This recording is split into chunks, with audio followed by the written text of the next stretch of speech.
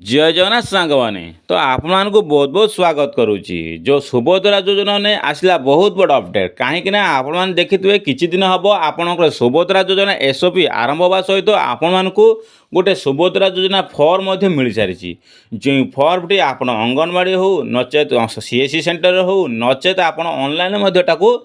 Download करें करी से फर्म टू आप कौन करेंगे पूरा फर्म फिलअपटा को फिलअप करेंगे फिलअप कला सहित आपन किसी डॉक्यूमेंट सहित अटैच करने को पड़ो कहीं किसी फर्म सहित आप जेकोसी मैंने बैंक अकाउंट जब मध्य आप खोलुंट ना आपणकर किसी फर्म फिलअप करने सहित आपड़ किसी डॉक्यूमेंट सहित अटैच कर तो आपणकर सेटा हूँ प्रूफ आपन डॉक्यूमेंट देते किसी प्रूफ से भाई एसओपी बा सुभद्रा योजनार जो एसओपी फिलअप करेंगे आपण मध्य से डॉक्यूमेंट सहित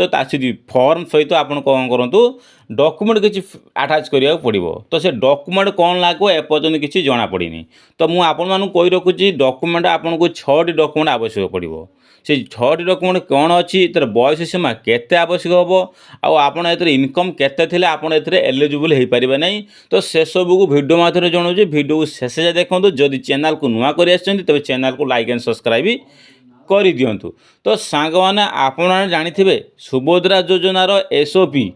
महिला मानक सशक्तिकरण करने ये योजनाटी आरंभ हो सारी तो से सब भितर महिला मानकर जदि 1800 रु 18,000 मध्य इनकम थी ताहले आपण मैंने एलिजिबल हो पारे ना आहरी महिला मानकर बयस सीमा केते रहा दरकार जो आपण महिला मान बयस जदि 21 रु 60 बयस भितर होते ताहले आपण मैंने कौन करें ये योजनार लाभवान पाइपर से सुभद्रा योजनार एसओपी जो गाइडलाइन आसीला जे सुभद्रा योजना 50,000 टका प्रति महिला को प्रदान कराब से आपको एवं कौन गाइडलाइन आसी ना आपको प्रति वर्ष 10,000 मिले 5 वर्ष 50,000 टका आपको ये प्रदान कराब तो से सब को सब जानापर आपणकर आधार कार्ड आपणकर passport photo income certificate bank account address proof आउ राशन कार्ड तो आपण यही 6टी डॉक्यूमेंट आपन कौन कर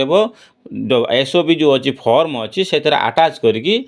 ऑनलाइन हो ऑफलाइन आप डिपोजिट करेंगे।